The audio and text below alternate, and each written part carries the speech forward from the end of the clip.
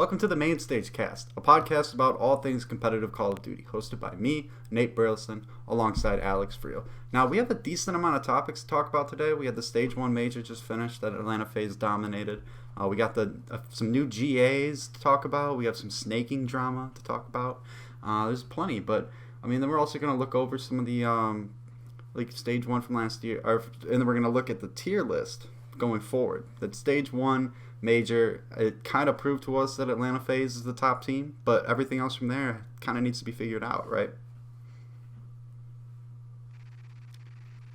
Yeah, it was an interesting weekend, but when you just look at FaZe's performance, and right now they're at 8-0 in matches won. They literally haven't lost yet. They don't. I feel like we almost didn't even really talk about them because they were kind of just sticking to themselves, playing their game, and it was they were just working hard in the lab to the point where there was no really drama or anything to discuss about their team, no issue to touch upon. They're not the most gossip friendly team, right? But they are just the best team. Their S&D just looked even with how good Dallas looked with Hook and S&D, I don't know, man. Atlanta just looks like they're on a different planet right now.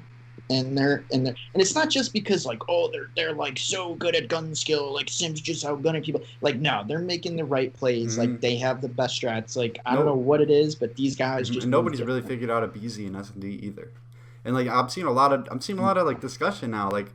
Last year was pretty clear. Simp's the best player. BZ's really great, but he's just one step below Simp. But I don't think that's as clear now. I'd say they're both probably on equal footing as two of the top 3, 4, 5 best players in the world right now. Yeah. Last year I honestly thought that Abizi was the best player in the game. Simp's I thought Simp was definitely top 5, but Abizi to me was just that guy who, because it was just you have to go in the hill and there's it's 5v5, it's just terrible. But Abizi was going in hills and just winning all these stupid gunfights, getting 2 pieces to all get in the hill. And this year, he's just really stepped it up, I think, to where he's playing he is the best on his team.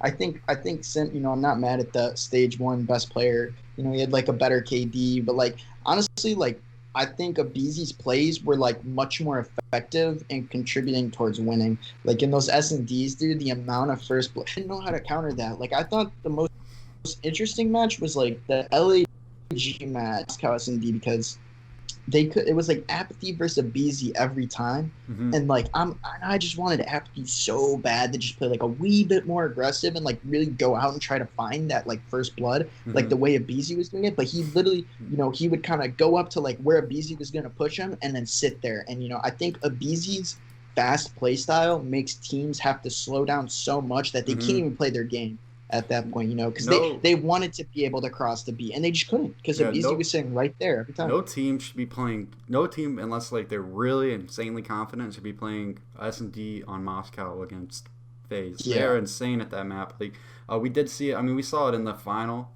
grand final. We saw them just completely. That's kind of when it was ready to that's kind of when it was time to tap out of the major. It was when they play S&D Moscow against Empire and beat them 6-1.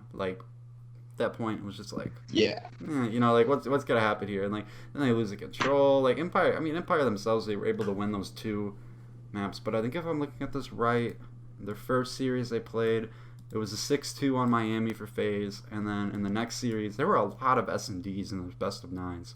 Yeah, I feel like there needs to be more of a bounce. I feel like there needs to be an extra hard point, because here's how it ran. They played the first hard point, and then they S&D control, hard point S&D, and then they go control S&D, and then hard point, and then S&D again. I believe that's how it would go. That's a lot of S&D.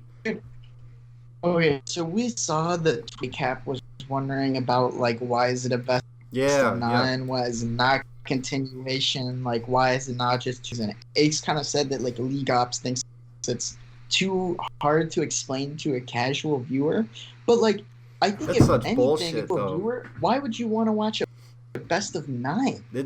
If you don't even really understand it, if you're truly a casual viewer, there's no way you'd get on and see a best of 9 and be happy about that. So they're saying right? that the 2 The 2 best of 5s is too hard to explain to people. The idea of a double best of 5 is too hard to explain to people. That's what they were saying? Is that what Ace was trying to say? What? Yeah.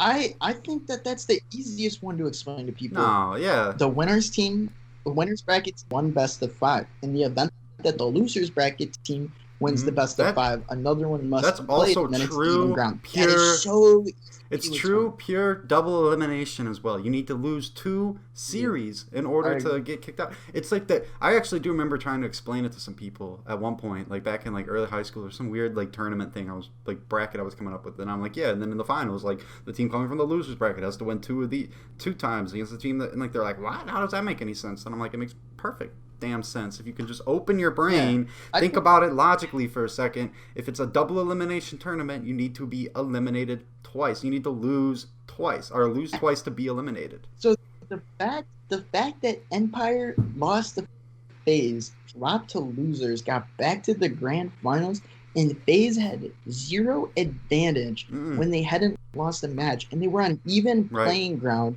with the team that they beat and had to come out of the what is the point? Also, like what is the point of? They also get to stay stay hot too. Empire get to kind of stay hot. They get to rebounds, regain. Suddenly, they've been playing for hours at this point. They're ready to play. Like, it's not like CS:GO where the maps take, a best of 3 can take 3 hours, 3.5, 4 hours if you have to do a lot of waiting time. Yeah, no, we saw like it was like a 40-minute match, a 50-minute match, and then like they were just rolling.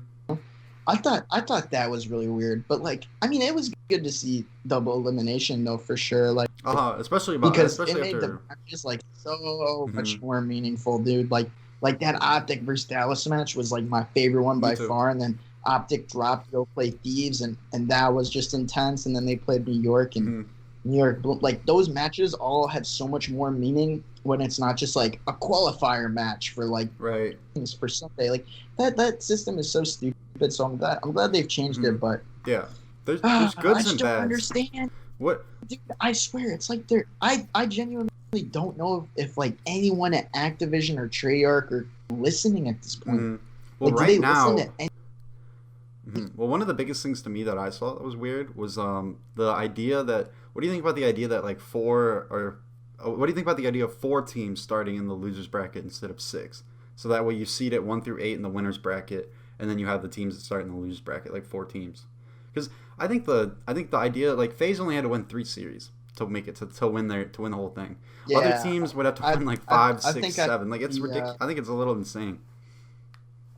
I mean, yeah, because even if you're doing 4 teams, like there's still gonna be 2 teams that only get like 1 match, right? Like if you're gonna go with like teams, if you're not just going completely like double elim like the whole time, if you're just throwing teams in the losers already, like it already blows to be those 2 teams. So like I don't know. I do think it's a weird system. Let me look up the major like that was the weirdest thing to me was like Minnesota started in losers, but it was like Seattle and London and like Toronto and Paris at the back, and then those guys had to play Florida and Minnesota. Like what system? Because like Minnesota, who literally was like higher seeded than the team, would they lose to Ultra as the Battle of the North Part 2, right? Like that's so like Ultra can start at the bottom. And then I felt like they had an advantage over Rocker because they'd already won a match. So they literally got they got points for winning that match. Yeah. But then it was like, here's how. Like that's like also the weirdest thing. Like Rocker really didn't even get a chance to get any points or anything. Like they just got 1 match and that was it. Like that was the weirdest shit. So I think here's how it would have played out if this was my vision of it with 8 teams in the winners bracket. You would have the first round of the winners bracket. You would have FaZe, the number 1 seed from Group B, and the number 1 seed overall, because they hadn't lost yet, play against the number 4 seed from Group A, which would be Rocker, which would be, I think, way more interesting and way better for the viewers. And FaZe I think FaZe could beat like Rocker. It's not like you're suddenly like, oh, FaZe was the 5-0 team, which means that they shouldn't have to play anyone amazing in the first round. They should have to wait until the 2 rounds later to play because I think let FaZe run it against Rocker because that's the first seed. That's what you're giving them. You're giving them the first seed, and then they don't have to play. The next match they maybe play like Gorillas or Thieves. Like that's still like a good solid match for the quote unquote like Dude, semifinals, and like quarterfinals of a round of even 8. it's I don't know. It's just like the weirdest thing because it's like FaZe really only played 3 matches. Like, how are you expecting to grow the league and grow viewership when you're only having your top 3 teams play like the fewest And matches, I right? think Like the most popular teams are playing the fewest matches. Like, didn't it, New York probably had the most matches out of yeah, well, anybody? it's some kind of way in order to make the regular season matches count for more. Because if you think about being first seed in your group is amazing because you get to start like top 4, you get to start like top 5, 6, like you start like Yeah. way ahead of everybody. So I get like maybe give the number 1 and the number 2 from either group, maybe give them a bye somehow, but and then maybe work the other 6 teams into the. I mean, it just gets like I don't like the format too much right And, now, but I and know they kind of have to stick with every it. match is important though, because if you think about it, all the points are gonna accumulate, and that's champ seeding. So like every match is very important. Like there's not a match that like anyone's slacking off. Like even during just like Hmm. the week with like the seeding matches, like even if like you're like London, like they were gonna try no matter what because they don't even have any points. Like like if you're a team with no points, like you're still trying. So it's like why not make these good teams go against these teams who are fighting for their CDL lives? Like I feel like that would Hmm. make it a lot better. Like Yeah, even if everyone just started in winners, like who cares? Like Atlanta versus London, like why not? yeah, like starting You in the know? lose, like the teams that start in the losers bracket. Like I mean, with 12 teams, you have to break it up somehow. You have to give at least you have to either give like 4 buys, which is a little bit too much because you don't want to give the second place team in a group the same kind of buy that you give the first team, and then you need Or like. like 2 losers, Mhm. 2 Yeah, winners buys, I think the maybe. best thing to do is start with 4 and losers, and have an 8 Yeah. team start in the winners bracket, and maybe if you want, give the first seed and the second seed a thing. Because let's see, like what they do for like college basketball tournaments where there's like 12 teams in a conference is they'll have the 6th seed play the 11th seed, winner plays the 3rd seed, and like the 7th plays the 10th, winner plays the 2nd, 8 versus 9, winner plays the 1st. Like that makes sense to me. Something like that, right? Like it makes some kind of sense. I mean, and then you Yeah. have the 4th I and feel 5th like seed play each other, and like I feel like sort of it's like playing games in a way. we we've had like so much COD over the past 2 3 Mm-hmm. weeks. Like it's like oh my That god, like that is the one I'm thing not though. even thinking about that as much as I am like dude, like this tournament format. Like I'm really looking past that now because we talked about gameplay so much, and I Mm-hmm. feel like there's just a lot there from like a just production Well, standpoint as well. Like I pray that we do not hear the skirt again, God. bro. Like if I turn on the COD next in 2 weeks or whenever, Mm-hmm. like oh They need my to get rid of god, bro, that. there's gonna be hell to pay, dude. Like that song is so bad. Like I don't know, That man. song and like it's But the fact that the broadcast every broadcast is the same. The only thing that's different is who's playing in the matches. It's so hollow and like just yeah, so like and the fact that boring we and have to plain. meet the Oh team every God. match, like we just met the Dallas Yeah, yeah. Empire, now we're gonna meet them Dude, we again, now met we're the gonna meet Dallas them Empire again. 3 straight times, 3 times, because they played the. Like we don't need to meet I Dallas every understand time, doing it for the man. grand final, right? The grand final makes sense because it's a new thing. Maybe there's new people watching, but like, God, it's like gonna beat your Dallas Empire. When they had All right, just played and going and to lose like finals, literally, like it was like an hour later. They're like, all right, let's meet the Dallas Empire. Like if you were watching the stream, you would be like, the fuck? Didn't Dallas Empire just play? Like what is going on? But like the broadcast itself, like the audio issue too, must yo, just not that be. the It must just audio not be solvable, right? was fine. It It just was might. literally fine till Sunday. Mm-hmm. And then on Sunday, Merck's mic was scuffed. The audio was delayed, wasn't The matching up bullets with were like the gone. Yeah, game. the bullets. You would hear the gunfight end, and then you would watch the gunfight happen. Yeah. It was Like how do you let awful. that happen?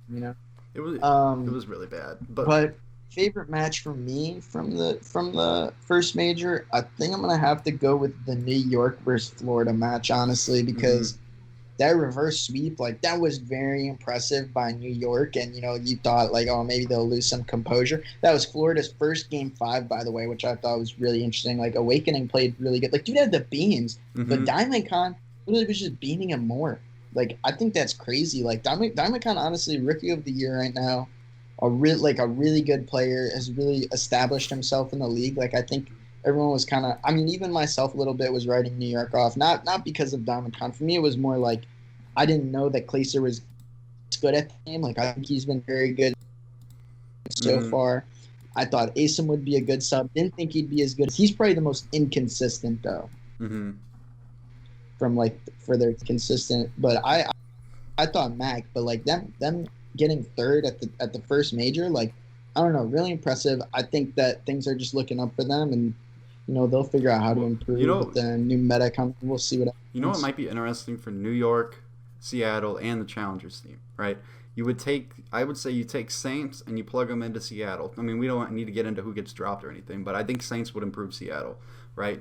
And then I think you slide Hydra into that academy spot and let them kind of play there for a few weeks. And if your performance really does start to dip during the second stage, and then your first stage was really just kind of a fluke, then you call Hydra in. Then you have him in while you're scrimming other teams. And I mean, I would honestly just do it as soon as possible. Get him in for some scrims, run a few sets of scrims where he's in for a sim, and then where he's in for Mac, and then when he's in for Diamond Con.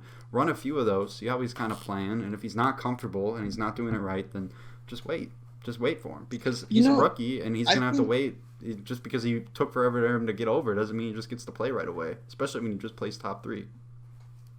Yeah, I think it's like a team that we're gonna not see them do as well during the seeding matches and during these home series. Like they're gonna have like frustrating wins and losses, but I feel like when it gets to tournament time, like that's definitely a team that you're like, oh, these guys are gonna turn up. Like that's definitely a team that really shows up then, because like they got Clay, like they know what the deal is. Like they're like, okay, like we really have to play our asses off like now. Because he will get mad. He will yell at you. Yeah. Like you need to be the best possible player. Exactly. It was Holt smashing the desk, man. You need to be the best possible player you can be at, like when you're playing with Clayster, and he will make you that player if you're willing to listen. That's why he's one of the greatest talents in Call of Duty history, and one of the greatest teammates. I got a question for you. Going into stage 2, right? Mm-hmm. You're a bottom team. You're a London, a Seattle, a Rocker, an Ultra. Like, what are you doing next? What is your next step? I mean, every team's a little different, right? I mean, the reason why Rocker was bad was mainly because like 90% of the reason is that they look completely lost on hardpoint. Like they can't win a hardpoint. So how do you figure that out? They're 2-7 on hardpoint at this rate.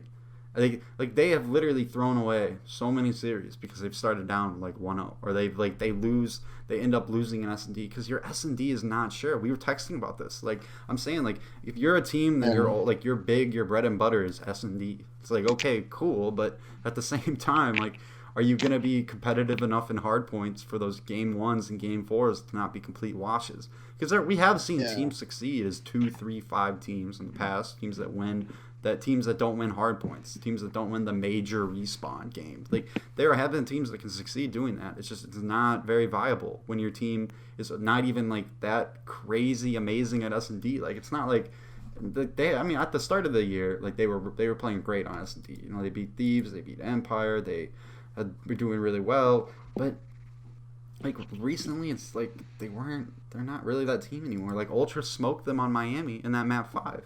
And that was the classic 2-3-5 game for them. It's like if you can't you can't expect the team to clutch game 5s every time they play them. Because if you put yourself in the position of being in a game 5 all the time, you aren't going to win all of them, especially not at LAN. You're not going to ice out all your game 5s at LAN, but maybe they're also a better hardpoint team on LAN because of online COD and how BS it is, right? Like I don't think that if and we could talk about this later, but if they jumped from online to hardpoint or to online to LAN right now, I don't think we'd see that big of a shakeup in the standings overall. No, I games might go differently. Games might be closer. Online COD, bro. But like those who are the best are going to be the best on both, regardless. Players like it's not really like it's not like you're a warrior. Just because you're a warrior, like the best team in the game, like you're just good on online, but like when you go to land, like you're still gonna take everything with you Right. besides your internet. So, And but so like maybe I think Optic would probably. I don't think Optic would just subliners. Maybe maybe Optic plays a little bit better. Like we can get into like all that. That's like a whole nother conversation. That's like its own yeah, podcast. It's talking about about land versus I think would when like land hopefully would comes Florida back. even survive on Right. land? When land hopefully comes back by the end of the year, we'll do a show where we're like all we talk about Who is do you like who's think gonna get is actually good who's an on online or land? who's legit. That's what we'll talk about then. Hopefully we get that at Like some point. we haven't even seen Mac on land yet, but Right. like last time we saw Asim on land, like dude was nasty. Hmm. So like it's like how does that team Right. really get on land? They're good because I think the they're a most clay like team. They're a classic clay team. That's why they're good, right? think I think it's like I'm wondering like how fast is it gonna be till Finn doesn't count in this conversation to me because they've already had like 3 different And they're not playing roster with the roster iterations. that they thought would be their roster, right? You're not playing with the group Yeah. of people that you thought could win championships. Alex had to go somewhere for a Hmm. family emergency. That team's a mess, but like when you look at these other teams and you're like, I wonder how soon one of them makes a roster move, and then you think about like who are the available guys that are like good enough that you'd like want to pick up. Hmm. Try to think like Saints, like Venom, Paul X, like I don't even know if you're like a Seattle, like where would you even go? Because I do think that Yeah. like do should you already make a roster change like after stage Hmm. 1, like before Who would stage 2, you? like if Yeah. Who you're would you drop Seattle on or that like team though? Because it's hard. Bill? Because like I don't know. How could you just be like, oh, I'll drop Gunless? Because Gunless is a beast It's when he's not on hard. point. Nobody's dropping guns. We know who That's everyone's the thing. dropping. These Come guys are all on. friends. They're just gonna stay mediocre together the entire year because they don't really care about winning championships. They could, That like, paycheck really that worth it? I'm not even saying Seattle themselves don't care about championships. It's ridiculous, right? None of these teams don't care. It's just I'm not sure. I'm not sure any of them are. Most of these teams, I'm not sure if any of them are ready to drop their friend. Does that mean they don't want to win? No. Yeah. It just means that they don't want to drop their friend. They don't want to do that, and like that might plague some of these teams. Like Rocker, like accuracy, I would say is accuracy and Priesta are probably their two like weakest links so far. I mean, in terms of like inconsistency I and like feel not like doing I what feel they like were expected to do. yeah. I think Lamar has played a little. I think honestly, I think Attach played good at the major. Attach played the best out of all of them. Like Mike's been the only one who's been like 100% good the whole Mhm. time. But I felt like throughout the seeding matches, what we really saw was just inconsistency from Attach and Priesta. And then that inconsistency with Priesta continued on into the major. And that really sucks to see because I feel like prior to the stage 1 starting, like, I thought of Priesta as like he's gonna make the jump to like being the best player on his I team thought so for too, like the and first time. You know what I, I'm saying? Like I thought like him as the number 1 option would work, but now I don't know that I it don't. would. Yeah, I mean, I don't know that it will either because he just clearly hasn't been the Slayer that people thought he could be, or like that. Because like when you took, I Yeah. mean, Major Maniac and Priesta, they were good on phase, but at the same time they were support players, right? They were mainly Definitely support support, players like for Abizi, support, Celium, and support Simp. in like the most support way. Like Hmm. when you think of a Priesta, like that is And just so Attach support, has right? never been a takeover guy either, at least not recently, not over the past few titles. He hasn't been a No, takeover guy. I'm trying to think like where a time was where he was like the main. I mean, Yeah, and maybe in World War II, like very objective based, so you can't even really like say anyone a Slayer back then. He hasn't really, he's always been good, but he's never been like the first best player. I feel like that's like a huge thing. Like you got to have that guy in your team who's your best players, but he's got to be like really mhm. good. You know what I'm saying? Like I feel like that's what separates all these teams. Is like Clay playing to a different level, really elevated New York. I think Dashy has made things a lot easier on the Optic squad. Like when Scump and Envoy have really Mhm. slacked, and like when Dashy literally has to pick up like everybody.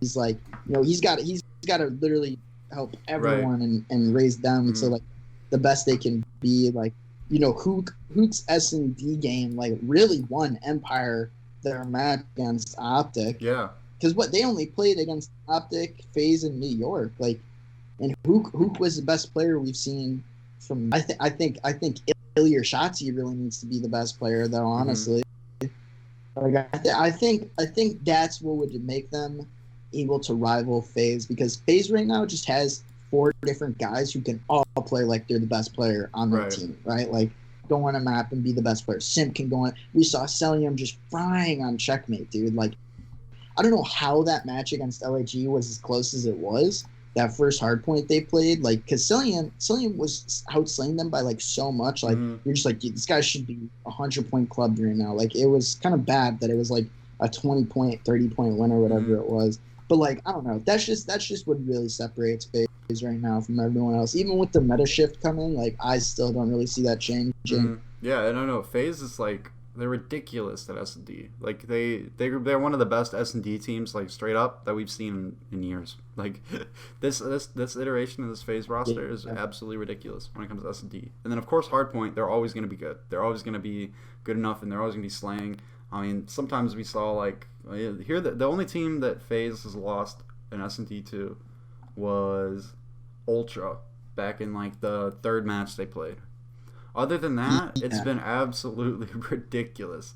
They're only letting off like they're averaging like less than 3 round losses per game. Like they're absolutely smoking everybody. They played Empire on 10 maps. They beat them 8-2 a map count, and it was a 6-2 S&D, a 6-3 S&D, a 6-1 S&D, and a 6-2 S&D.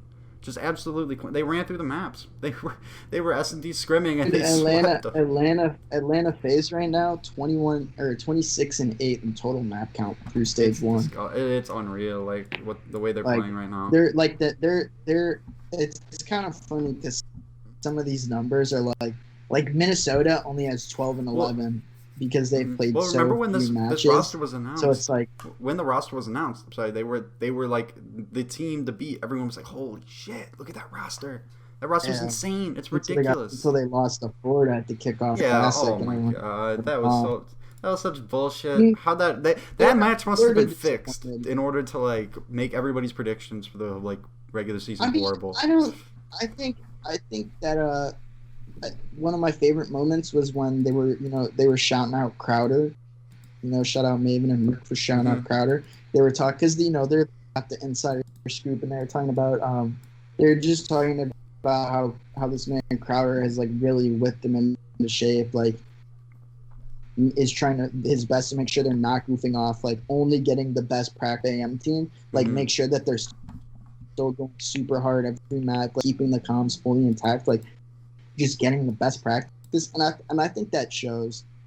I think that we see these like top 3-4 teams, even top 5. Like, I mean, I'm looking at the stand less Optic, New York, LA. Like, obviously, all those teams have put in a lot of work. All playing together. New York, they've had to put in so much work because they've had such little time, but it's definitely shown that it's like worked for them.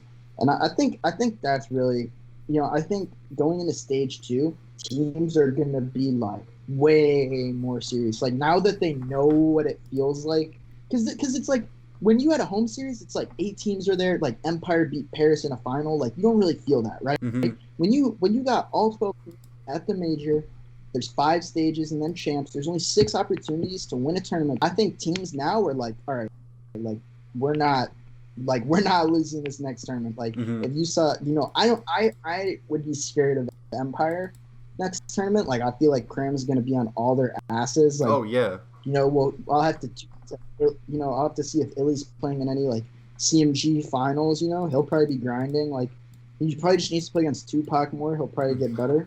Shout out Tupac. Shout out I Believe. Like I think that's what we're going to see a lot different in stage 2 from stage 1 is like the seriousness of the league, honestly. At least from the top teams. Like who knows? Maybe like Octane will still be making jokes on the TL. Like who, like it's like I think you gotta take it serious. FaZe did, and that's what Dallas does too. But maybe I don't know. I think Shotzi could have played better. Like yeah, no, I mean Shotzi could have been playing better all game. As good as he played, like I think Shotzi he's not playing to the best of his ability right now. What do you think? I'd say I agree with that. I mean, I was talking to you about this like earlier. I was saying that sometimes his like movement is just so much better than his gun skill. That his gun skill can't keep up. Like obviously he's an amazing shot, right? But like that's what he was so great at was like his movement, and that was like one of the main reasons that he won MVP was like, oh my god, nobody like can move like this. Like he's legitimately just that much better at this one huge part of the game, which is movement. And like obviously he was beaming last year, but 5v5 is a different story. 4v4 and 5v5, you do have to change up your play style a lot, and I don't think that he's adapted to the best of his abilities. I think we're gonna see a lot better out of shot. We're gonna see a lot better Shotzzy, like a lot better form out of Shotzzy in the next stage, which I think that's what they need. They need two players who can consistently shut down the other team, right? Like you need Hook and Shotzzy to both be like absolute world beaters if you want to actually compete against FaZe, because Simp and Abizi are going to bring it every series, and Celium and RCBs are also going to, like, that team is just the most talented team in the league. I don't think you can deny that. I don't think anyone can. I won't even hear I like it. Do you think if Clay or if Dashy doesn't tweet at Clay, what are you gonna do this year without the Twins or the Tiny Terrors or XEO? Do you think Optic wins that match? No, not. I mean, not if they show up like how they play. Because that was just. I mean, obviously New York played amazing, but Optic also just did not play to their abilities. I don't think it changes anything. I just think they don't come out and play well. If they Formal and like as much as I'm horny for Formy, he had the worst series we've seen from like any player on a good team. He really needs to figure out his search. He really needs to figure out his search. Garrison's a hard map, and I think it's especially hard as an AR. Like, like it could be easier. Like if you're like, for Dashy, it's probably easy. He's good at search. Yeah. Like, he's got an AR, but he's just different. Like Formal, more of like the main AR, kind of traditional AR role, trying to figure himself out on a map that doesn't truly have three lanes. That's the first Garrison S&D they played all year. Yeah. I think it was same for New York. Neither of them had played it, which is why New York didn't veto the other maps. They were like, we'll just take the chance. Yeah. Which it's like, and it's like people are gonna say, oh, Optic's not good at S&D, but we saw them be really good at S&D as well, though. So it was a bad series, especially after coming off Steve's 3-0 and playing good in that series. Right. Like coming back in S&D, and they played good. So, but I think that was probably my favorite moment, though, was definitely like Clay tweeting after he won, like him shouting, "We're like let's fucking go, we're the fucking best in the game." Like that shit was so funny. You love to see that, but like the Twitter fingers afterwards, everyone's like, "Yo, how long you had this in the drafts for?" Like, and it was so funny. I brought it up before the match in Discord, so I was like, bro, like I was like, Dashy said, what are you gonna do about the Tiny Terrors or XEO this year? Like, I think Optic may lose, and Clay smoked them, So yeah, I mean, we could talk about the way Optic threw the control at the end, because it was absolutely insane. That was also just like a microcosm of like a little showcase, right, of why Optic's being held back from the top tier, right? Because they take dumb gunfights, they take. They have a little bit too much. They have sometimes a little bit too much confidence in their own gunny. Like 4v11, and they just weren't pushing together. They weren't making. Yeah, like how do you not get a single trade in a 4v11? Was picking stupid gunfight. Like it literally got down to like how many were left on New Year? It was like just play, right? Yeah, I think so. Or three. There might have been 3 players up. Dude. No, I'm pretty sure. Well, they won on lives. Did you realize that they won on lives? Yeah. Well, yeah, because it was like 3v2, and then Diamond Con got the 2-piece under the plane, and then Scump on the wing. Like all 3 players on Optic were about to be right on top of B, but then they just got pieced by Diamond Con. Like once that out, like, and then after that ended, because then Clay got the kill on Scump right after that. But like, come on, dude. It's just such an ugly series for them, for Optic. I mean, they want that back, and they'll be back. Even if they lose that series like 3-1, like whatever, but like I don't know, man. That was probably the worst. Well, it hurts even more because like when they were so advantageous in that situation, even on offense, like it kills up, like they're gonna spawn. I mean, they weren't even gonna spawn back in. Mm-hmm. They literally had 4 lives. All you need to do is get 4 kills. You had 11 lives to come even. Mm-hmm.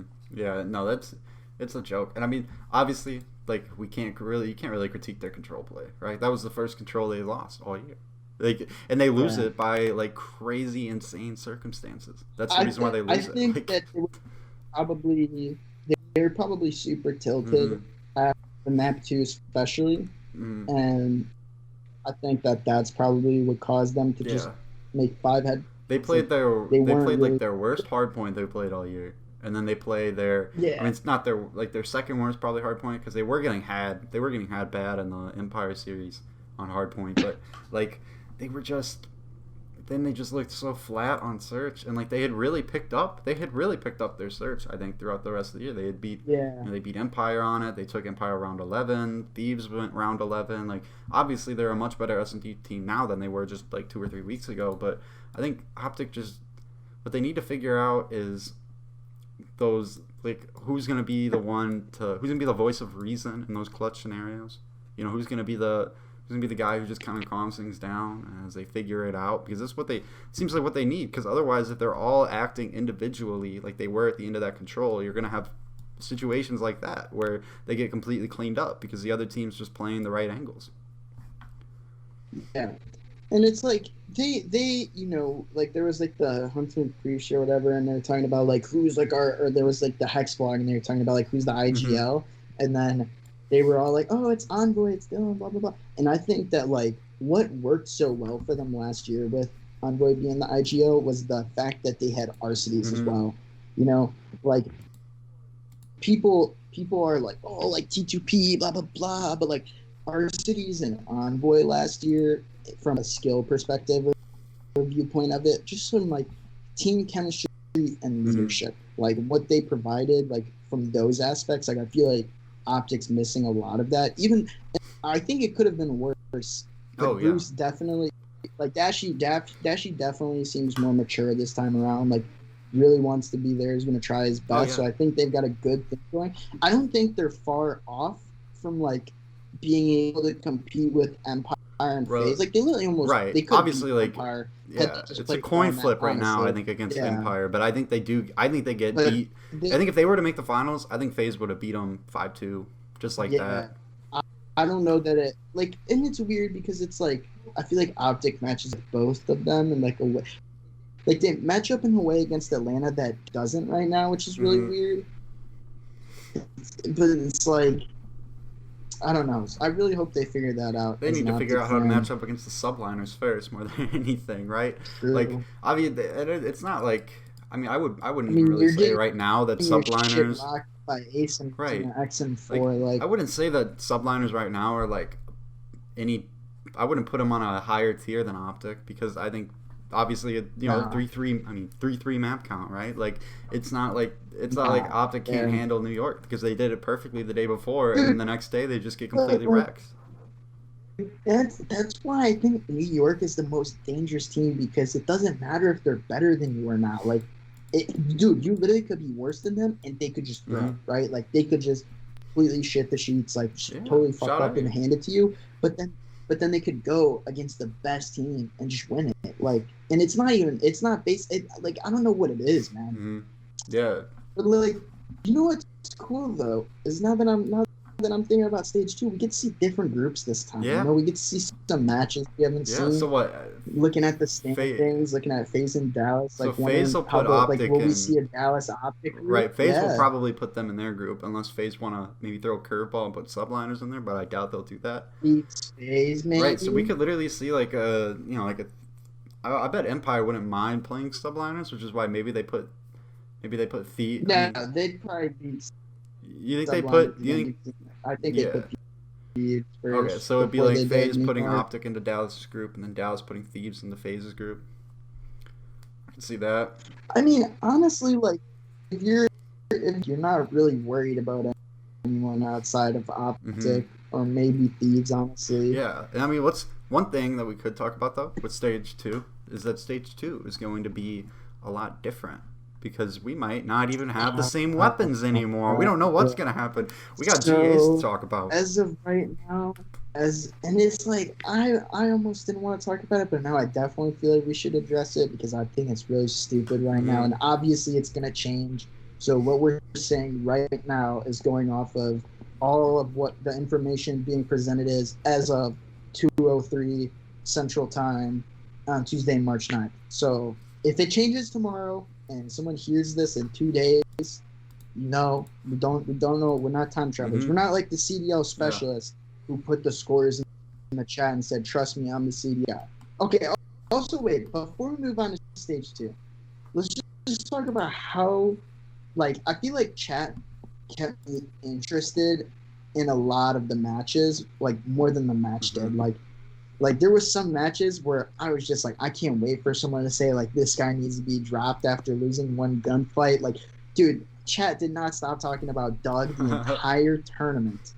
Literally the whole, even in the finals, bro. Literally it was all just Doug. Doug just owns like, it all, man. Doug like, owns the scene. Yeah. Shout out chat, as dumb as they can be. Like, shout out all the people doing our copy pastas, like Matt at Max, Doug, no Doug, no Doug, like all that fun stuff. Shout out. But stage 2,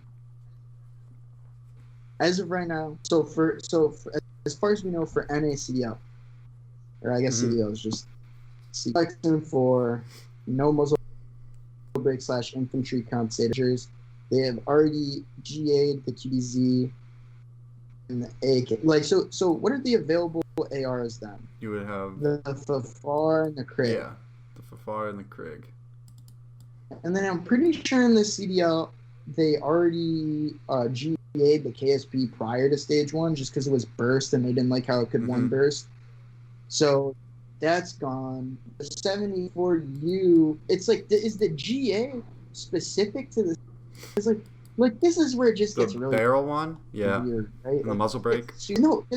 It's like, but then I think in NA challengers they're still allowed to use like the 40-round drum mag, but like I honestly think that the 40-round drum mag makes the 74U more OP than a muzzle brake does, right? Like maybe, yeah. Like, I mean, the muzzle brake doesn't do much. Right? Like, am I wrong by saying that? People were saying like, "Oh, I took the muzzle brake off, had to double check my attachments to make sure I actually took it off." Now, like, I think the 74U is probably, like, I thought it was the best gun. Like, I think the XM4 is the best gun too. I mean, the AK is better than both, but like, I don't know. I feel like the meta was pretty evenly matched. Like, I just wish they would fully explain how they make those decisions. Like, now, what you were sharing something prior about how you think they should do it, which I thought was a good idea. If you could just explain your thoughts real quick. It's tiring. I'm glad I'm not a player, right? I'm glad I'm not a challengers player. I'm some CDL player who doesn't really want to get involved with the business. But like, you don't even know what game you're gonna be playing day in, day out. You don't know what the meta is gonna be completely different. Like, it's the XM4 GA. I mean, I think I kind of saw it coming. I kind of saw it coming. Like, once a gun becomes the dominant gun, it'll go. That's a trend that seems to have came. Unless you truly get like 2 weapons that can't be disputed, and the other weapons are like terrible for some reason, like how it was last year, right? There was no other viable gun than the M4 and the MP5, right? With this year, I feel like the M4 was kind of interesting to watch, kind of fun to watch. I mean, it was a little annoying when like 4 would get pulled out or like 3 would get pulled out. Like, that's a little annoying, but that P on Checkmate and New York and I do like the idea of there being like the main AR, the AR that will lose close up gunfights but will beam from long distance. The problem is, which is we need which is why I think a Krig needs to be in the game, because the Krig was only, I mean, let's be honest, the Krig was only on S&D and only in specific situations, right? Like, we would rarely see Krigs on any respawn mode across any map, right? Like, it just didn't make sense because AR there's like, I don't know what it is with this game. I think it's just the pace that it moves in the hills, but like, we've seen a lot of ARs soaking up hill time, and they're taking these close gunfights. It's like, it's not like in the past, like, and it may just be the spawns are kind of fucked too. So it's like, no one's really like anchoring, because it's like you may still end up spawning somewhere. It's hard to anchoring really hasn't been that big of a thing over the past like few years. It's been like a long time since there were like real like anchors. But like, I like the idea. I wish we could just have weapon bouncing. Really, that's all we really need. We don't need Yeah, a GA and like tinker with the attachments and all like that BS. Like like there, I think I think if you reduce the damage like a little bit, not even like completely fuck the accuracy, right. just nerf it enough where it doesn't just zap up close like how we've seen it Mm-hmm. do, like where it's literally outgunned to 74U. And I think the 74U, honestly, it's like I don't even Needs a think it range needs a nerf. recoil. Like I think it just needs damage range nerf. Like it just kills me too far. Honestly, Yeah. that's the only thing that's wrong with Mm-hmm. it. Like if it only killed like close to medium range, like I think it'd be fine. Like I think if you put recoil on it, it just kind of fucks the gun up a lot. Like it'll definitely be worse. Like I think it's fine how it is, except it's just way too long of range. Mm-hmm. But no, like I think like Tony Flynn or someone needs to, we haven't gotten any weapon tuning since the beginning of season one when all they did was like change the headshot multipliers. Like we literally have not gotten shit. And I think all they did was like nerf like the mm-hmm. DMR and like this game and like Yeah. barrel like because like they nerfed it in Cold War and Warzone at the same time. It's like really weird. Right. But like I think the League Ops needs to step in at a point and be like, hey Yeah. Treyarch, like make the Because preset classes work so we don't have mm-hmm. to deal with like our players embarrassing the Well, whole if it's league everywhere hard on to Twitter. explain to viewers, casual viewers, first time COD viewers, that a double best of five makes sense for a double elimination tournament, then it should also be hard. It should also be difficult to explain why they don't play with 90% of the weapons in the game, right? Yeah. 95% of the weapons in the game. Because here's how I see it though. Here's what's happening. I think half of it is the fact that there's no weapon balancing in the game, and part of it, like 25%, is like the idea that you can have like 10 attachments on a weapon and every single gun just beams. I think every single gun needs to be nerfed because this game is too easy to shoot. I have a straight shot in this game. Isn't that fucked up? Well, If I have a good any shot in this game, that's how I know that it's like it's any bad. any It's bad. gun can really have a straight shot because you can put on a muzzle brake, you can put on a field agent grip. Like all these guns have the same attachments. Like I Hmm. think I think BO4 system, like they brought back Pick 10 and like just all the guns didn't have the same attachments. Well, I think Like like Modern Warfare and Warzone kind of ended Pick 10. well, yeah, because they have to do the attachment thing for Warzone to like Yeah. integrate the guns, like so that I mean obviously that ruined that, but like that's why I think like BO4 was like the last really good system. Like I mean, Hmm. because it even get interesting where like the Maddox like didn't have like it didn't have like a foregrip, right? Like it just had like you'd run like an elo site and like you'd run like quick draw and quick draw two and Yeah. like, stock or something Yeah. like or like the SOG, it didn't like you just run like quick draw and stock. You wouldn't even like run foregrip most of the time. Like it's just like so simple, right? And Yeah. now it's like you got to decide all five attachments. Like Hmm. you can't just fucking drop shot. Like you have to have that wrap on. Like the sprint to Yeah. fire Well, has just become like such an important thing now for gunfights. what I want to see is the Krig be the main AR's weapon. So literally only one player in the team is running a Krig, like ever. You might have multiple at some point. Maybe on S&D it'd be different, but like you would have the one Krig. You'd have two players who are pretty much always running 74Us, and you have a third player that's running something like the FAMAS. The FAR. The FAR, I think, would be amazing if they fix it a little bit. Yeah, Because the recoil on that thing is oh, shit, insane yeah, right now. Like, can't even you anything can't with use it right now. It's a pea shooter too. Like I think if that gun was like buffed a little bit, buffed and like tweaked a little bit correctly, you could have a healthy 3-gun meta because you would have Yeah. you'd have your Krig beaming in the back and holding down spawns and looking over head glitches, and then you kind of have your FAMAS for that kind of mid-range stuff. Like if you're on checkmate and you're running towards B wing and stuff like that, like you want to be able to jump up in the plane and still be able to contest, but at the same time you don't want to get ripped by whoever's sitting at wood, whoever's sitting Yeah. far away like that. Like I think that would Well, be a yeah, healthy that's meta, also right? Like what? yeah, because How do you fix the meta? if you weren't able to gun like the ARs, like the subs wouldn't be picking those fights, right? Like the Mhm. game would be played completely different. But like, dude, like it's hilarious, dude, because I always think about like the checkmate, the point under the wing, that control point, right? Hmm. Dude, when I'm under there with a sub and you just like peek like either by P5 or that lane, like where they're running to their back steps, bro, you can just rip them. Like Hmm. it doesn't matter what gun they have, like it's like an even fight for some Yeah, reason, like the an X. AR versus I think the X and like fours fix that a little bit. Like if the X and four gets yeah, the first shot, it's done. But like a Krig yeah. doesn't even have the time to get the first But shot unless they're already but pre-aiming it.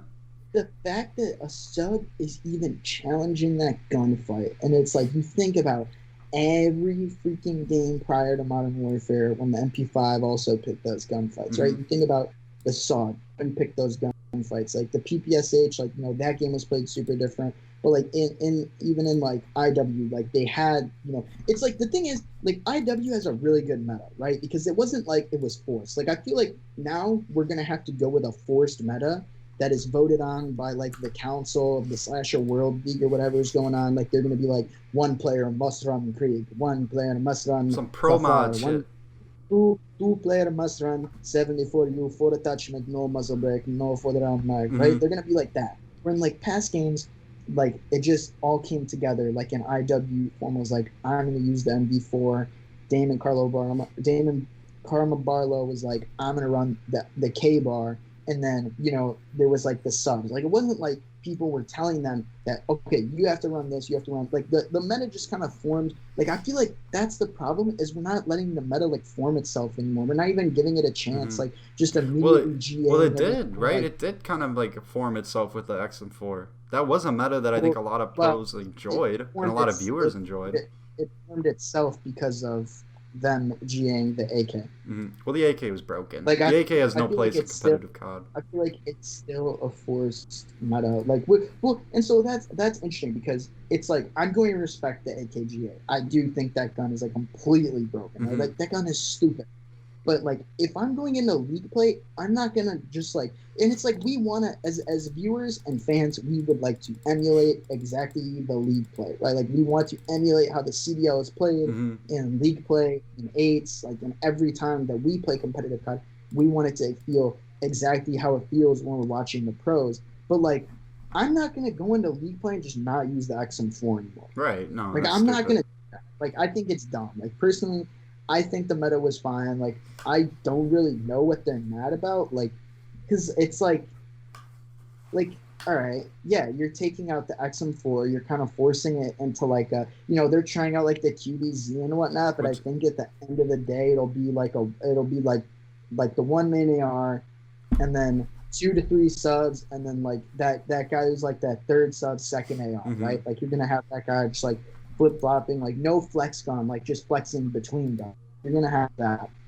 and it's like I don't know how much that really changes the game, because it's like Mm-hmm. how many maps are there where like the Krig watching angles like really matters, besides like a few, right? Like, Right. but like Like the Krig really isn't right great on like checkmate or on garrison unless you're like on yeah, floating tank or in that like the back yeah, you're heady at that near P5. P3, like you're at the P3 and you're like looking over the cross. But you could still even use a 74U for that, honestly. Mm-hmm. Like I can't really think of a situation where I'm like, oh damn, like the 74U versus the Krig is just like, that's just a terrible gunfight to take now. Like the only instance I can think of where like a Krig will be dominant is like someone sitting in PD on Moscow P2, right? Mm-hmm. Like looking over that area, like obviously with it, but like if you're getting team shot by 74Us, you're dead anyways. Right. Like I don't really see how this really fixes anything in the Well, meta. do you think we'll see teams kind of shift up and down in the standings based off of this? Like, do you think like FaZe will get? You think this helps FaZe? You think this helps Empire? You know what I mean? I think like for FaZe and Empire, like if you see this meta, you're like okay, like because Celium, like that's a guy who used to be running like he'd run like the Maddox, the ICR, the SOG, like he used to run it whatever. Like last year would run the MP5 and switch to the M4, switched back. Like Mm-hmm. he was an MVP candidate with a sub. Like let's not forget like him at champs, like just shitting on the And whole. that led to people believing like that FaZe team had no true main AR because honestly like both Major Maniac and Celium could do or kind of flipping between either. Celium was just better at both. Even Priesta, like then like after Celium had been running the M4 for a bit, Priesta was really good with the M4 too. They were like, we want to switch it so that Cell can run around and slay. Like we're gonna put Priest on the M4. then we started seeing Simp pull out the M4 and they were like fine. Like it doesn't Mm-hmm. like I think with like FaZe, like these guys, like even our city's ran a sub last year. Like if we're forced into That a four MP sub meta, testament to that MP5 being absolutely yeah. busted, right? If we're like forced into a four sub meta though, like I don't think like a team like that's gonna suffer when you like I don't Mm-hmm. think like because Maybe Cribs maybe that's like Optic like struggles a yeah little bit. like I mean, I think Dashy like loves the XM4, but the thing is, like, Dashy's gonna be good with any weapon you give him. yeah Like, I think Dashy will be good, but like he fries, but he likes to fry with those like AR gunfights right. as well. So that's like very interesting. Like how will he switch up his play? So I think that's like a question mark. Like obviously, Formal's just gonna run a Krieg. Like the Krieg's fine.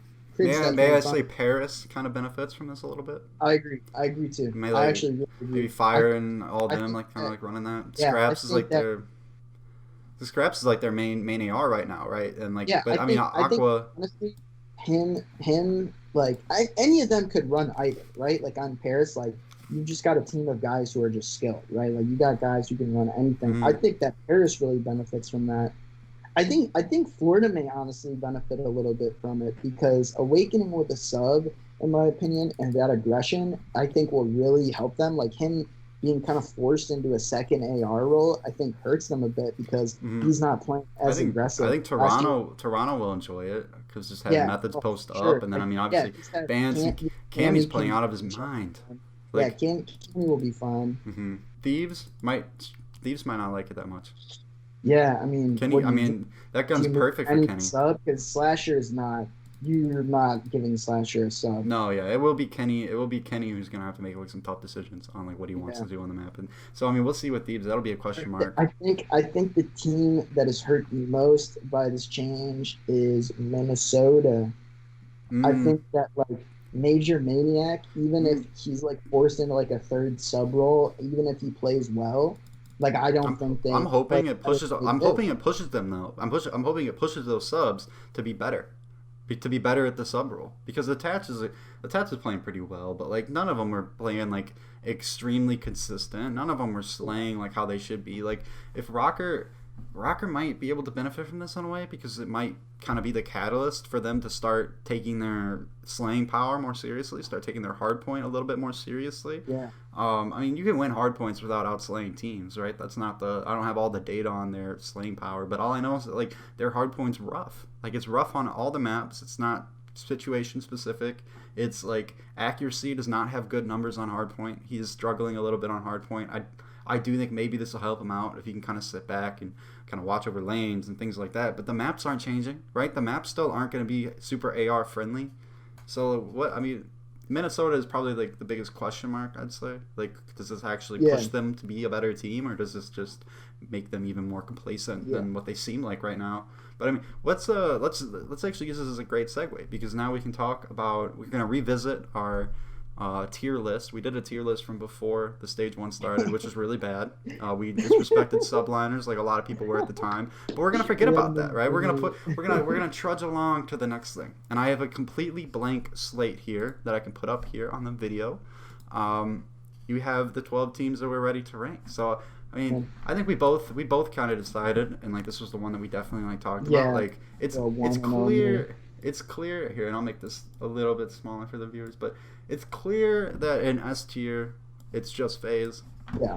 It's just FaZe. It's only FaZe. I don't know who else you could really say deserves to be Oh, S tier yeah, with them. no, I mean, no one's even beat them. Nobody. So Yeah, until somebody beats them, or at best least team like in map makes something count. look close. Because Empire, like, I mean, they got smoked by them. Like it They've was like been, what have they been to 1 game 5?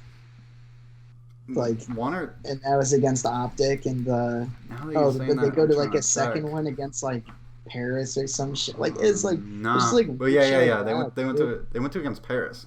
That's Yeah, the only, like- and they should have lost to Paris too. Like yeah, they did right? beat Like, Paris like in a they good way. didn't even play that good, and they still came away with that Mhm. somehow. Okay, so yeah. Because Paris came out hot, bro. They finessed the hard point. Like, Mhm. So yeah, I mean this is the, and look, I can see it on my screen now. I'm snaking the. I'm snaking it. I'm snaking the CDL thing. as for Snake, That's from Advanced Celium. No disrespect. No ultimate disrespect to Celium, and we didn't really talk too much about snaking, but like maybe we can hit Yeah, on it at the end. We'll talk snaking briefly before we leave. I have I just have like a few thoughts about it. But Honestly, the next I'm not that tier, mad about. I say you start with Empire, Yeah, and I that's think what you I put New think. York in there right next to Empire. A Ooh. tier. What do you think about that? We can talk about it before I commit to it. Well, maybe we have a disagreement here. See, now I think you I am put gonna have Empire and I Nation am at the gonna have top. three teams in A tier. I see now. I have it at two, but if I have New York at the front of B. Literally, if I just move them up, they'd be in Mhm. A. I just have Empire and Optic in there. Mhm.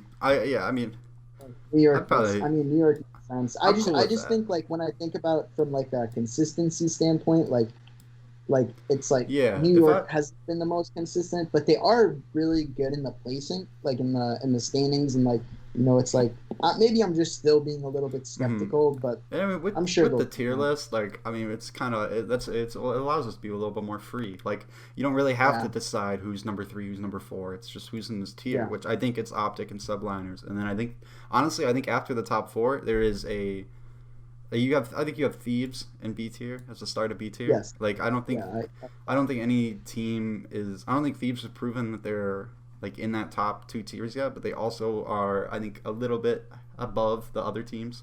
I'm yeah. almost like not even really wanting to put like another team in this B tier, but like I feel like it's necessary. I put two other teams in I put the at least B team. one other team in this B tier. Who would you put? If you had to, I put yeah, just tell me who would you well, choose? so Thieves was like an automatic B for me because like I mean they looked so good for a stretch and then they lost to Empire and then dude that match against LAG like them losing the Battle of LA was just like I don't know man that was a really bad It loss. was a bad loss, but at the same time, LAG played really well. So I don't know. Yeah. Like I can't really call that too bad of a loss because I do think LAG is a very solid I team. think LAG played good and I think they still would have won if LA Thieves played better but like LA Thieves played bad. Hmm. Like they did not play good. Like my B tier, I got LA Thieves, LA Gorillas, and then Paris, baby. I got Paris in B tier. I got faith in them, You bro. got Paris and B2, so you have LAG and then Yeah, Paris right after Thieves. yeah, I I agree with LAG. I'll throw LAG right after Thieves. Paris, like I don't know how much better. I mean, how much better are they than Toronto, for example, or for Florida, for example? How much better do you think they are? Because I mean, they have been in every series and they've been in most maps as well. They haven't really been getting destroyed, but at the same time, like I don't know, like are they? They still need to clutch up at some point. They still need to be a clutcher team than what they are. They need to win these game. They need to win these game fives. They need to win these tight controls and these tight. Like I yeah, think they're a very great control team. I think that just shows how great they can work together when they do. Because at the beginning of the year, when they were getting blown out on the hard points, it all kind of came down to not playing together enough. They have four very solid players, and I think they can be better than the sum of their parts. But I think you know what? I'll throw them in B tier because as I was kind of going off that spiel in my head, I was like, what team's brought the same level of consistency that I could put like above Paris? Because I would just start CT with Paris if I could, but I do think Paris has kind of jumped above that because I mean they're the team that's pushed FaZe more than any other team in a series in a single series. Paris pushed them harder than Optic did because the S&Ds weren't actually blowouts, and Paris might. I mean, yeah, I'm content with putting Paris in B tier. It was a bit of a crisis in my head, but I'd put him there. I think Theory is doing a really good job. yeah. I think Theory, very good coach.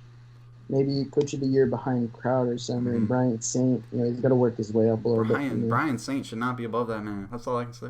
We're talking about coach of the year. Um, Brian Saint can't be above well, Theory. I so don't think do you have a third team in that B then? That's not Paris. my three teams would be LA Thieves, LAG, and then Paris.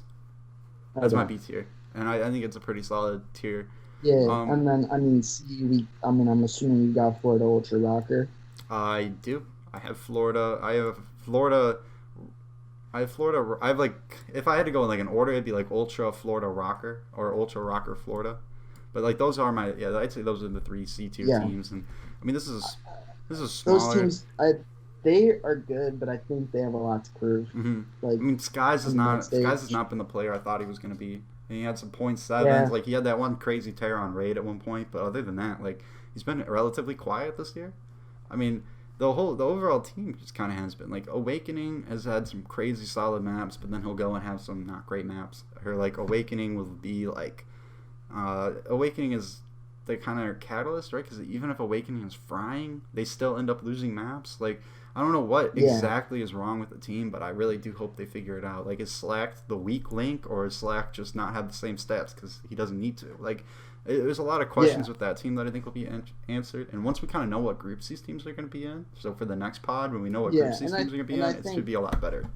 We'll have a much clearer picture of what's going to happen. As well, like, I think if the meta does move to, like, a 3 SMG meta, I do think that will make them better when Awakening is able to, like, be aggressive and go out and get kills. Because I'm trying to think, last year in Florida, he ran like the third AR, but like really only when he needed to because Pharaoh was their second AR with Skies. So yeah, and Ultra, they just like, dude, they look so good and then just lose. or they look good on like a map or something like that, or they look good on like a series, and then the next series they just look like completely flat. Like they're the worst team in the game. Like, yeah, it's so volatile. Like here, let me find their thing. So they're bad at control. They're awful. I mean, they're awful at control. They're 2-6 on that. So in their eight matches, they've lost 6 of their map 3s. They're an okay, and then they're like an okay hardpoint team, and then like an okay to solid S&D team, right? Like they're not they're very flat. They're very in middle of the pack, which is how I think they kind of belong there in C tier. But Cammy playing very well. We've seen great things out of Bance. He had some crazy games, some crazy stat lines, things like that. But like they're just uninspiring right now because they don't have that kind of that it factor that you look for in a top contending team. Yeah. But we can start this D tier though, and this D tier is almost as obvious as the S tier is, right? it's Surge in London, like in that order probably, and like.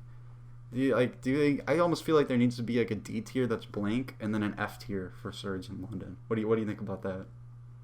I mean, like I feel like if I made another tier, like I'd probably leave D and then make a trash tier, and or like a just lost tier. Yeah, I got this. And dude, London, like, dude, it's like unfair for London because like they just like Lord knows what's even going on. Mm-hmm. And then Surge, dude, it's just like a team that like you want to cheer for so bad. And it's like I did kind of make fun of the Redditors for like calling on a roster change already, but like who knows? I just think they're closer than we may think, man. Like I think they definitely could use like a switch up. I mean, not even like, you know, if they decide to like swap someone for like a Looney or Pristine, maybe try different combinations of players, but like. Mm-hmm.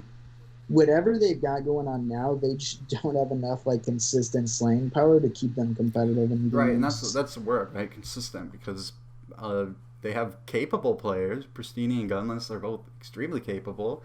Looney also has been Looney's probably been one of their most consistent players. Just not consistently great, but consistently decent. Yeah, consistently like, average. Consistently decent, but he's not going to give you like a 30, like out of the blue, like a Gunless. You're not going to get a main AR carrying a team. You don't get players carrying teams in COD. That's very rare that a player can carry a team. Like Octane is just not the guy who's going to carry a team. It's ridiculous to even ask him to carry a team, right? Like, people are acting like, oh, they got Octane, you know, he's got the top 1 point, you know, where's his KD, 1.3 KD last year, he was one of the best players, but like at the same time, like, you need to have a winning formula as a roster. You need to have a winning formula as like a team and like a good culture, but it just seems like they're flat, boring, not very good at, you know, not good at respawn, not good at S&D, not like, just below every other team in just about every metric, like as across the board. And like they have talented players, but by each day they don't perform. Those players in that roster really doesn't look great. You know, it doesn't look amazing on them. Suddenly it's not underperforming, and it's just performing at what people would expect of your roster. That's what it is. Almost at this point, like nobody's like, oh, wait till Surge bounce back and win a big tournament. Yeah, like because Can they're they at this not. point? Like they are just like they're so uninspiring to watch play, and they're so uninspiring after games. Just like the way Octane tweets makes it seem like he doesn't even care that they're bad. Like, Dude, do dude, okay, you know what I that was mean? pissing me off I don't want all to. I don't want to weekend. talk. How he's being funny, he's replying to everything, I like mean, trying to get well, all these at the same interactions, and time, it's like, what are you gonna boy, do you when you should get be in knocked the out on a lab Wednesday? right now. You, Yeah. bro, I'd be playing S&D tourneys, wagers, low tier eights. Like I would be playing anything. Honestly, bro, like respect to Illy because I feel like if I was in Illy's position to like be able to just play COD like all the time at the skill that he does, like I definitely would. You Hmm. know, like if Yeah. I I was mean, having like if I had an off event, like I'd immediately hit the CMG. yeah. You It know, I'd hit just. a pop. I'd be like, help me improve. Like Yeah. It does not. I feel like there's a lot they could be doing, but that's another thing I was talking about, like the seriousness of how teams are going to take like Hmm. stage two. Like I feel like Empire is going to be one of those teams that's locked in. Like Illy's going to be grinding those tournaments. Like not like they're gonna they're like I feel like they all might, or they're going to be playing eights a lot. Like they're going to be playing a lot. Where like a team with Surge, I feel like we're just going to see like emotional tweets like. Hmm. Octane talking about, bro, why does everybody talk about me? Why does everybody always be talking about me? Right? Like, he's going to say that shit. And it's like, dude, because you're fucking ass. Like, you guys literally aren't winning. Hmm. Like, you're just cheating. Yeah. No. They're That shit does make me like I mad. really am like sick of. I'm sick of hearing about how like Octane doesn't have any help or some bullshit like that because Dude, right? he's picked the No, whole team I think that's himself. stupid, Like, dude. Right? Like, you can't do that, dude. Like, and I get he picked from the players he had available to him, but like, dude, the Sam needs some help narrative is like over now. yeah, and like I see people like, or I see them like these I see these players as like just stealing paychecks because they're obviously probably getting paid a decent amount because they're big names and big good players, but like Yeah. they're not turning it into anything. Like Nubsy as their coach, like what's he do? What's he provide this team? I'd really like to know. Like I'd really like to see sit in line like a day Well, of and scrims it's and not see how even this like team like it's kind of operates compared to other teams. like you got teams like Minnesota or Ultra who are like not the best, but they're also still doing content like outside of the game, like trying to grow their Right? brand, Yeah. trying to grow their players' brands. Like with Seattle, they're not even doing Well, I that. don't. I mean, Octane Like kind of what is are they? right, What are but they even? Well, yeah, he's got a pretty poppin' YouTube, but like got the optic besides juice. besides besides that, but like I'm talking from like a team standpoint Hmm. because like the Rocker and like the Ultra will put out like content on like their team Right. pages or whatnot, like At YouTube. least put out Like, good content if you're gonna like put right, out bro. like a Like if shitty you guys product on are gonna shit stage. sheets, like give us a funny like Octane and Pristini like hot or not challenge or something. No, Yeah. give us something Mm. funny or juicy. The Get us a way to talk about them and actually care. Like when they're just gonna show up in losers bracket and lose their first match every major, like right. no And one's gonna care, if dude. Octane's gonna keep talking about how everything's a coin flip this year, then No, it's how do you not. land It's on just that. No, tails dude, eight bro, times in a dude, row? we need to go back to land, how bro. do you Dude, I swear when we land on go back to land, my team will be good. Land on Like, tails eight bro, times in a row if it's a coin flip every time? How do you always consistently lose bro, your matches if and it's a coin flip all the time? It I clearly hate isn't because your team is a step people behind bring the other on teams. yeah, right. Exactly. Like it doesn't even matter that it's just online. Like, bro, you can literally tell by the way they played the game that they are just not making the same Hmm. plays as the teams that are And the better other than team in this trash tier is probably only there because they haven't had the roster they them. want. Dude, They they had haven't two even gotten a subs. fair They had two shot. subs playing in Exactly. their event. That's their excuse. I mean, that's their excuse, right? What's your excuse if you're Surge or if you're Rocker or Paris going out super early? Like, what are your like? It's Dude, so and tiring, honestly, that man. London team literally played better Yeah, than them. No, London did play better. Like London still hasn't won a Like match, but like they've shown they more went on. somehow than Surge. Who's over. Didn't they go game five against What Seattle? was it? Like they could Oh have yeah, beat. no, that was a Them. game five. I think they. It was very early in the They could season have beat them too. for sure. Oh Like my god. Surge are yet Since to win a. They're yet to win a control. Like how they can't prolong series because they're yet to win a control. They've played the least amount of maps now too. Like you're now like the least. That's the thing yeah, about going on losers bracket at this point. Now you're the least. You have the least amount of practice out of any other team. You have. You don't have the same experience in these tournaments. You don't have the same like. I guess I'm kind of going off on a weird tangent here, but like Who cares? Seattle to me It's is our just insane. podcast, The man. only What can reason we? I'm upset about Seattle and the reason why I'm saying all this stuff is because I do believe that they could be a better team, and I I'm, do believe that they could be dude. a top But I six think team in I the think league. if It's they just want to sit around and make excuses, and Octane wants to say, "Bro, on land is coin flip, bro. Wait till we get back on land, bro." Dude, like you going back to land, like your team's just gonna get exposed for being worse than they are online at this rate. Like the way they're playing, like that's not mhm, gonna translate to land at all, dude. much Like love. I don't. Dashy just tweeted buff the Fafar. What do you think about that? I mean, it's like all they have to do is just take a little bit of recoil off so that I actually shoot straight. Like, Right, get who Drifter really in there, doesn't man. shoot straight, dude? So Yeah, stupid.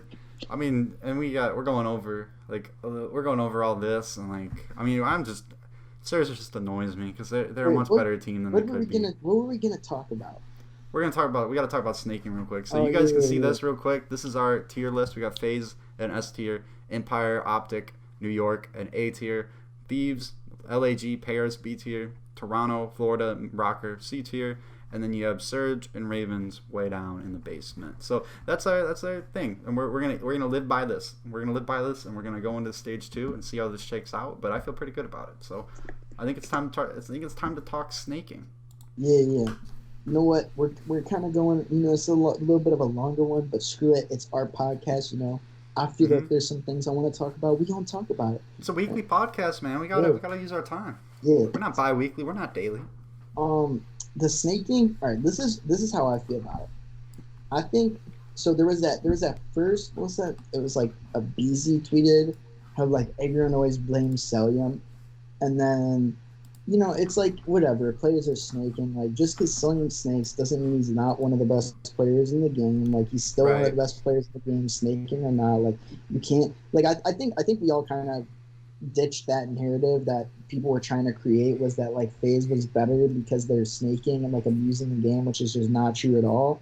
Like, and then we Right. saw Diamond Con. They were saying Fire was snaking on, and then we saw Diamond Con in that Crossroads against Optic. Like, hmm oh my Well, god, dude, Yo, that was the most blatant snaking since BO4. Like, bro, like. that's I the mean, obvious last year, truth. like Well, other than last year, last year, right? Wuskin had like some pretty blatant snaking, but like, Every main AR was snaking last year yeah, on that one hill with the mine cart. Every single main AR was snaking on that shit Arclub, last Peak, year. SMB, like over the little trench, They they were were all always snaking. They snaking. weren't even trying to Like, hide it last year. Like that. That's yeah, just like now and it's everyone's like, oh well, Celium invented so snaking. No, he so didn't. this is where my opinion is like, bro, but snaking is GA movement, bro. Snaking is GA movement, right? So if you go on CMG, right, hmm and you look at the rules, it says snaking is a banned movement. If you will get caught doing it and they submit a ticket showing you do it, that is a forfeit. They make that very clear in the rules. Like like for CMG, it's not just a GA. Like you don't just go, oh, like we're agreeing not to snake, right? Like hmm it's in the game and they know that, Yeah, you need but to outlaw it. they've created a rule that penalizes that. The problem with the CDL is they're like I don't know about that, man. Like, well, we can't really ban things. We're not gonna make rules. We're not gonna change anything. We're not gonna pressure Treyarch to change the meta or the hmm maps or like actually help us out. Like we're gonna kind of be pussies and submissive and like we're not actually gonna try to help the league Yep. get better. Like we're just gonna kind of be like, hey guys, like, like that's literally that's what they're doing, right? If League that Up. song is I back, think we're gonna I have think problems. I think snaking is not an actual issue until the league actually says it is not allowed. Like if Well, they're not going to yeah. say it's not, because I even think it's weird that they're GAing spots now. Well, it's Like also the like the AK players need to GA, I have. understand. Well, they've been GAing and they've been saying like don't use that glitch spot or exploit spot for a long time. That's a normal thing. Here's my thing. Here's what I tell you. It's competitive integrity. You need to be. Yeah, That's what I'm blown by is that Diamond Con can openly snake like that, and that everybody in the scene isn't just like, yo, this is fucked up. Don't yo, look at this. It's in 4K. It literally is in 4K on YouTube. You can rewind too. You can go back and watch it in 4K. He literally was just gun someone. Like none of them. It's see, Diamond Con. It's Celium. It's Fire. It's probably 25, 30, 40% of the league that is doing it at different points. Like it's competitive integrity. Like if you're gonna be a player and you're gonna snake, you are saying like I don't care about the integrity of this game. I don't care about the integrity of any of this shit because I'm better than you and I can snake. And I haven't seen a lot of people be like, oh, like well if he's snaking then, or like Fire was like, well he snakes so I'm snaking. It's schoolyard bullshit. Dude, I honestly think that's fine. Like no, it's here. It's like it's more like this, right? Like it's like okay, well it's if Celium starts it and then Fire does it as well. Noah Beasy tried to create the narrative that no one was mad at anyone besides Self, which is not true. Which is not true at all. People are more mad at Celium because he is probably the face of snaking. Well, he's the most prominent. Instigator. Well, he's also the instigator. Because he doesn't care. Now, they were like, right. Yeah, exactly. They were like, well, Fire started doing it, and he was like, well, I only did it because. Well, that's the chain of that's the chain that you must break. So yeah, exactly. So like either the players who are like influential like Cell, like if Cell's gonna do it and he's on phase, they're like, well, if he's on phase and he's not getting shit talked, like they're not gonna give a shit. Right. And what are you gonna do? Are you really gonna? You're gonna blacklist another team? Diamond, he's like, bro, I come from challengers where they talk shit. Like I don't care what kids on Twitter say. I don't care what Optics gonna say. Well, he should care because you should care about. They need to care about what the other players are caring about because it's competitive integrity.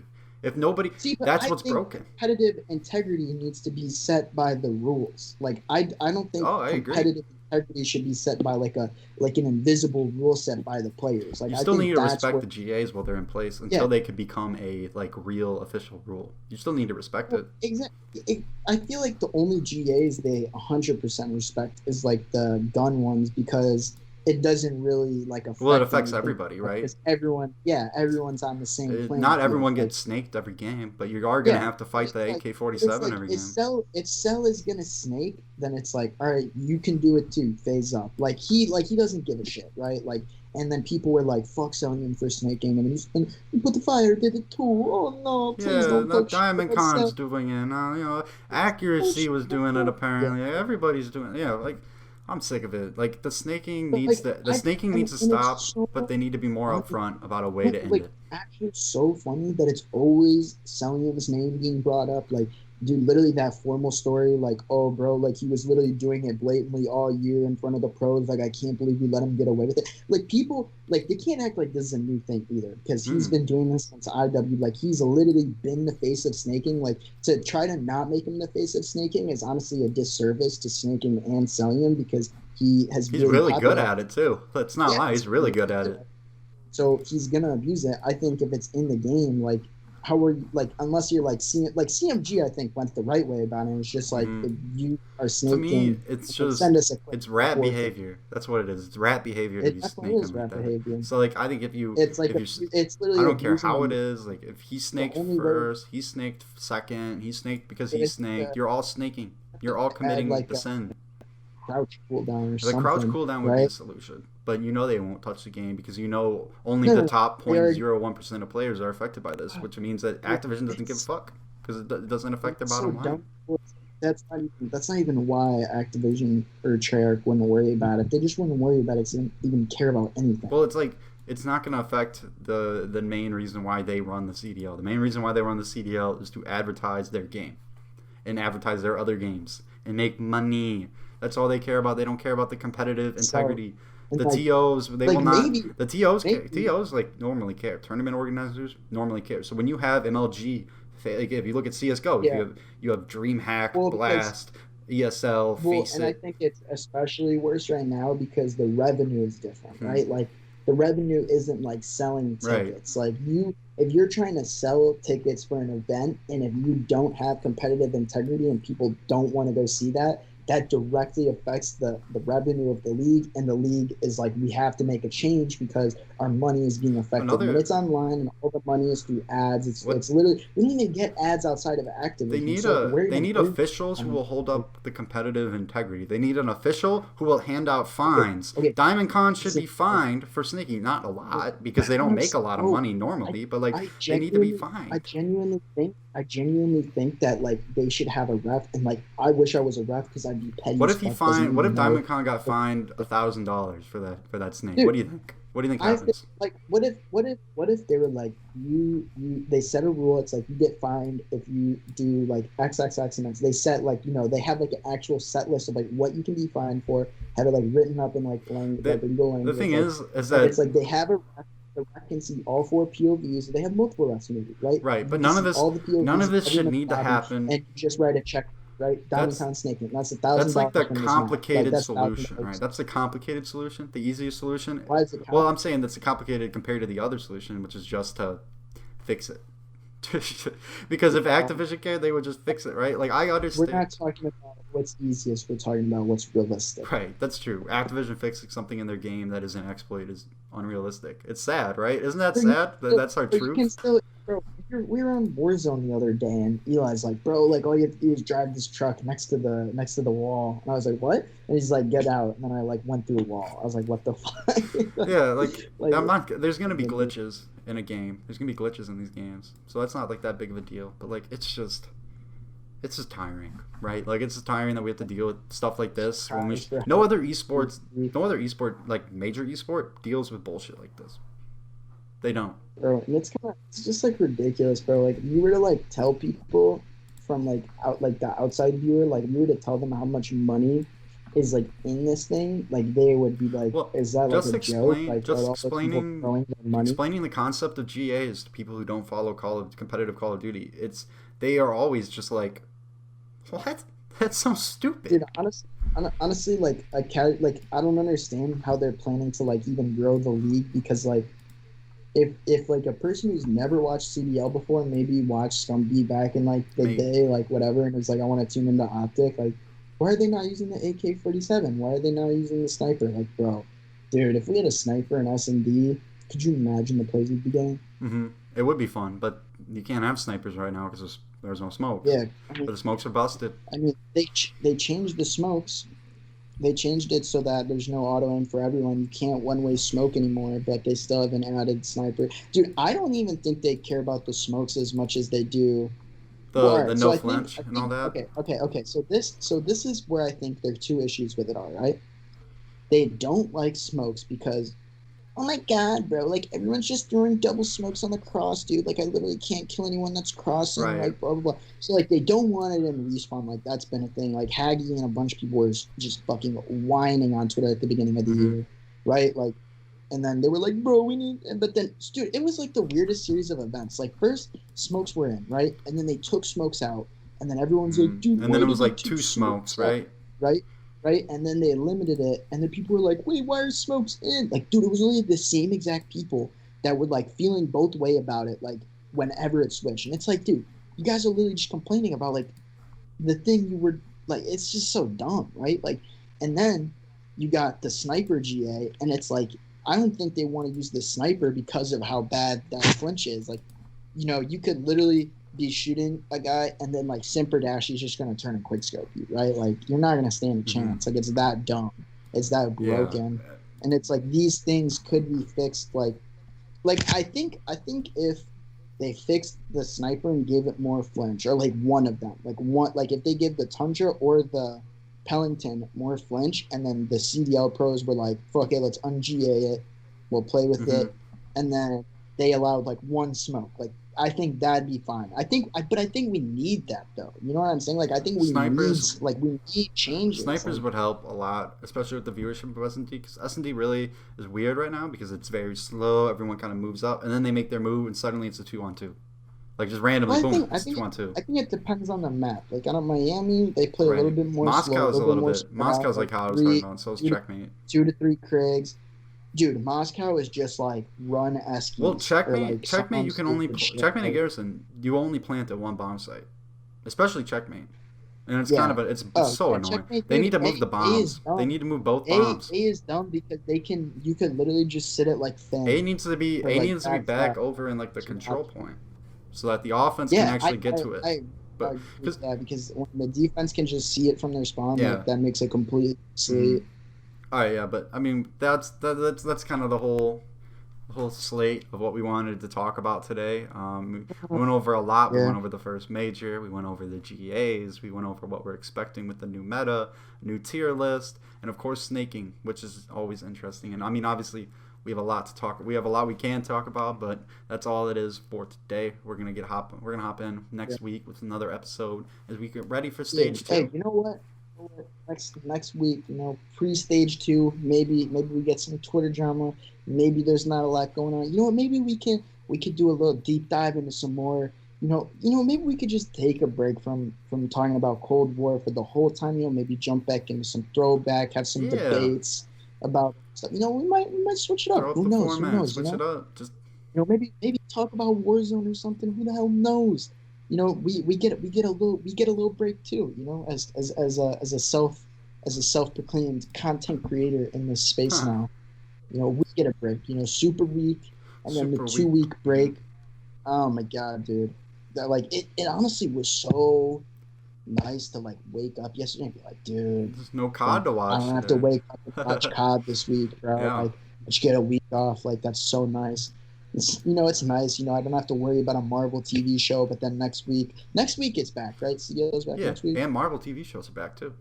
Yeah, right. So Captain America, Winter Soldier, and Falcon, whatever it's called. That's gonna be on next week. CDL's back next week. So we got a lot to look forward to. But this week though, what would I recommend for this week? Maybe take a break from playing. I was playing Skyrim yesterday. All right, I was modding it a little bit, playing some quest mods. Probably gonna go do that after this. I would recommend watching Cobra Kai and Karate Kids 1, 2, and 3. All 3 of them are all great. If you need something to do with no COD. Maybe if you're extremely bored and you finish all that, you can watch the Jackie Chan version. The Jackie Chan version, right? Isn't that Jackie Chan and Jaden Smith? Is Jackie Chan in that? No way. I swear. That version the 2010 version. You had me thinking I was you had me thinking I was racist or something. Dude, I've never seen that. I've never seen that. Yeah, you're gonna get canceled Myers Leonard. That is who that is. That's Call of Duty news, so we could talk about that. Now, Myers Leonard used a slur for Jewish people. He said, you don't even have to say it, but you guys will probably have seen the video by the time you watch it. But Myers Leonard is out of pocket, man. Yo, can we talk about how? Don't fucking snipe me, and then just a pause while he thought about what he was gonna say. He's a true gamer. He paused and was like, "I'm on stream. I wonder what I'm gonna say," and then that's what came out of his mouth. Unbelievable. Yep. I'd say Myers Leonard. We're gonna see him in a Jazz jersey soon. So we'll figure that out. Utah's we want this man, bro. Those are his views. Get him here. We want him to stand for our anthem. Yeah, well, Myers Leonard has always been a stand-up guy. They say so. Until that. All right. Well, that's that. That's the closing words. Those are the closing words. Everybody, take care. Do what you need to do this week. We'll be back with some new content next week. All right. Take care. Peace.